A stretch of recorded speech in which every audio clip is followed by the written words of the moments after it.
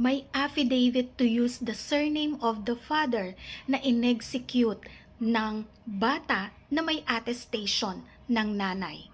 Kung 7 to 17 years old ang bata. Kung 18 years old naman na ang bata na ang mag-execute ng affidavit to use surname of the father na wala ng attestation mula sa nanay. So yun po yung proseso. Ngayon, meron pong isang actual case na pinayagan ng korte na gamitin muli ng mga bata yung apelyido ng kanilang nanay, although sa kanilang birth certificate nakaregister ang apelyido ng kanilang tatay bilang kanilang apelyido.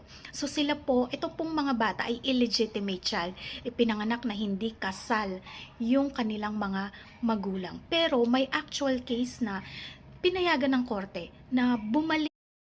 So bakit pinayagan ng korte?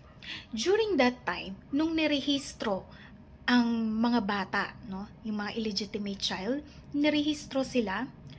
Ang pumirma lang sa kanilang birth certificate, ang nag-report ng kanilang birth ay yung tatay. Hindi nakapirma sa kanilang birth certificate ang nanay.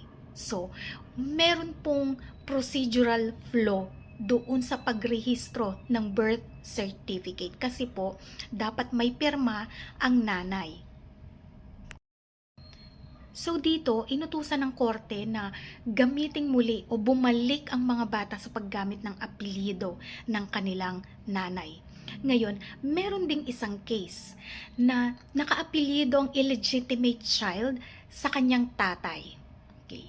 Ngayon, itong si nanay nasa abroad. Magandang buhay, maayos, at yung bata naiwan dito sa Pilipinas. Si nanay nag-decide na kukunin na niya o ipipetisyon na niya ang bata para dalhin sa ibang bansa. Ngayon, nahihirapan siyang madala yung bata sa ibang bansa kasi yung dokumento, yung birth certificate niya ay naka-apelido sa tatay.